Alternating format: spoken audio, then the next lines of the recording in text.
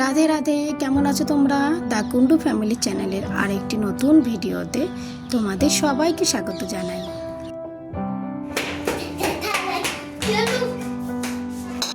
সময় এখন সকাল 7টা, আর এদিকে ইউভি আর প্রিন্স দুজনেই উঠে গেছে।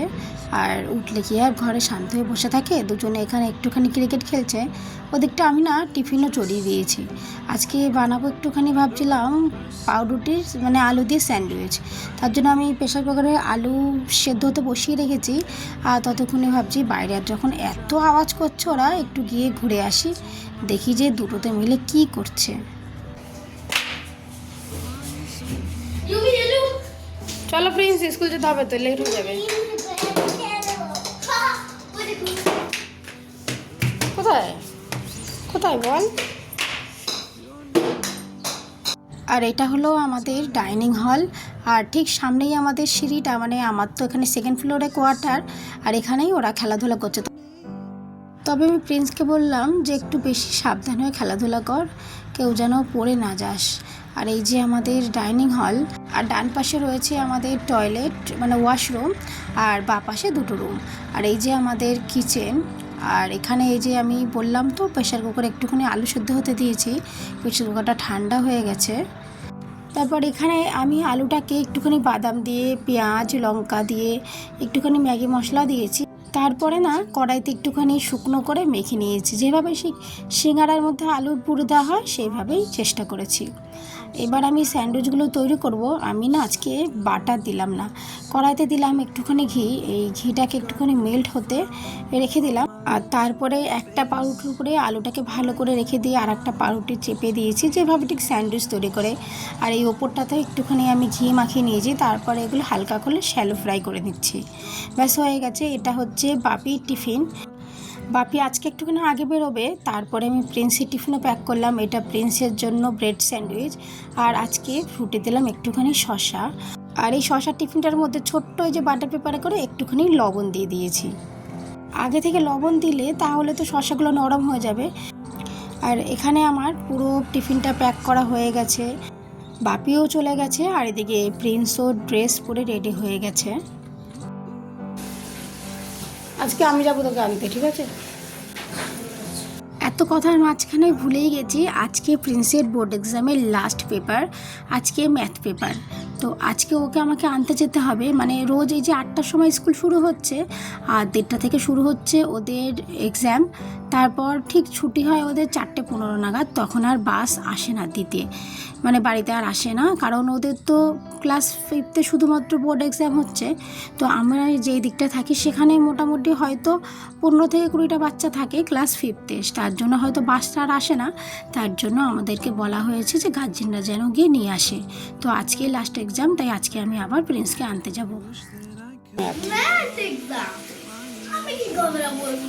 বোর্ড এক্সাম আছে আজকে, লাস্ট এক্সাম। আর আমি আর ইউভি এখন যাচ্ছি একটুখানি বাজারে, তারপরে এসে রান্না করব। আর এই যে ইউভি কোথাও যাওয়ার আগে গাড়ি নেওয়া গেছে, দরজা লক করা হয়ে গেছে। চলো চলো চলো। চিকেনটাকে বার করেছি, ভেবেছি একটুখানি ঝাল ঝাল করে রান্না করব, কিন্তু ফ্রিজে একটু টমেটো নেই, তাই একটুখানি টমেটো আনতেই বাজারে যাচ্ছি। এখানে আমি চিকেনগুলো ম্যারিনেট করে রেখেছিলাম। আজকে বেশ অনেকটাই চিকেন রান্না করছি। আর এই যে চিকেনগুলো ভাজাও শুরু করে দিয়েছি বাজার থেকে এসে। তারপর ইউভিকে একটুখানি খাইয়ে নিয়েছি। সকালবেলা একটুখানি ডাল সিদ্ধ আর ডিম সিদ্ধ করেছিলাম, সেটা দিয়ে ওকে খাইয়েছি। তারপরে যখন চিকেনটা ফ্রাই হবে তখন একটু একটু করে ওকে দিতে থাকবো, আর এদিকে আমি রান্নাটাও করতে থাকবো। মশলাটা কষানো হয়ে গেছে, আর তার সঙ্গে চিকেনটাকে দেখো আমার খুব ভালো করে কষানো হয়ে গেছে। রঙটাও কিন্তু দারুণ এসেছে। আর যেহেতু কালকে প্রিন্সের স্কুল ছুটি আছে, তার জন্য আজকে একটুখানি বেশি মশলা দিয়ে একটুখানি হেভি চিকেনটা রান্না করছি। না হলে কিন্তু আমরাও এত তেল মশলা অ্যাভয়েড করেই চলি।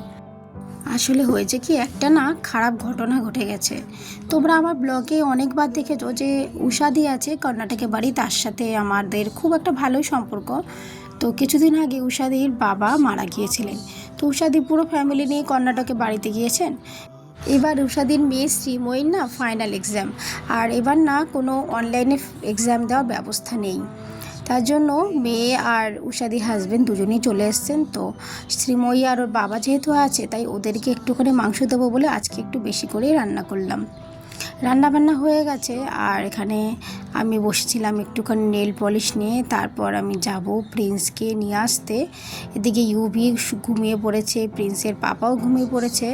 এখন বাজে দুপুর 3:30, আর আমি জেগে আছি। যদি আমি একটুখানি শুয়ে পড়ি তাহলে তো আমি ঘুমিয়ে পড়বো। তারপর আবার প্রিন্সকে আনতে যেতে আমার তখন একটু উঠতে ইচ্ছে করে না। এই দুপুরবেলায় না ভাত ঘুম দেওয়ার পরে সত্যি উঠতে বড্ড ক্লান্ত লাগে। তাই জন্য আজকে আর শুলাম না, আর টাইম পাস করতে হবে, কতক্ষণ আর ফোন দেখব। তো বসলাম আমি একটা রিমুভার নিয়ে, আর নেল পলিশগুলো তুলে তার উপরে আমি আবার নেল পলিশ লাগাতে শুরু করলাম। আসলে যেভাবেই হোক এই 30 মিনিট আমাকে সময় কাটাতে হবে। তারপর আমি প্রিন্সকে আনতে যাব, তারপর ওকে এনে ওকে একটু খাইয়ে দিয়ে তারপর আমি আর প্রিন্স দুজনে একটুখানি শুয়ে পড়বো। দেখো এবার দেখতে দেখতে 4টে বেজে গেছে, আর আমি বেরিয়ে পড়েছি। এখনও 15 মিনিট হাতে সময় আছে, কিন্তু আমাদের এখানে যে অটোর যে ব্যবস্থা আছে, অটোর জন্য একটুখানি তাড়াতাড়ি আসা। চলে এসেছে স্কুলে, আর আজকে না ওদের বাসটা একটু লেট করে এসেছে। অন্যদিন আসলে প্রিন্স দেখি দাঁড়িয়ে থাকে, আমার জন্য ওয়েট করে। আজকে সবেমাত্র বাসটা ঢুকলো, তবে আমি এখানে না প্রিন্সকে খোঁজার চেষ্টা করছি। প্রত্যেকটা স্টুডেন্ট তো একই রঙের ড্রেস পরে থাকে, যেটা স্কুল ড্রেস হয়। সেখান থেকে না নির্দিষ্ট একটা বাচ্চাকে ধরা একদম মুশকিল। তারপরে যেন ওদের সবার হাইটটাও এক রকমের। আর এখানে আছে ক্লাস 5 আর 8 বাচ্চারা, মানে দুটো ক্লাসের হচ্ছিল এক্সামটা। আর ক্লাস 5 বাচ্চাদের মধ্যে সবার হাইট, ড্রেস আপ, এমনকি হাঁটার চলনও একই ধরনের। আর এই দেখো আমি শুধু না, প্রত্যেকটা গার্জিয়ানই চলে এসছে।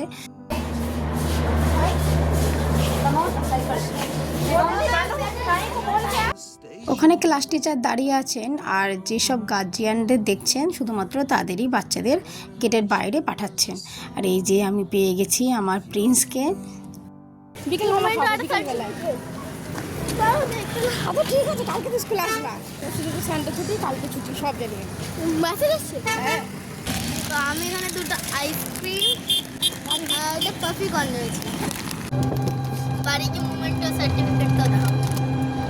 কটা দিন আগে প্রিন্সের স্কুলে একটা সিঙ্গিং কম্পিটিশন হয়েছিল, মানে সোলো সং কম্পিটিশন। তো সেখানে না প্রিন্স 2nd পজিশন পেয়েছে।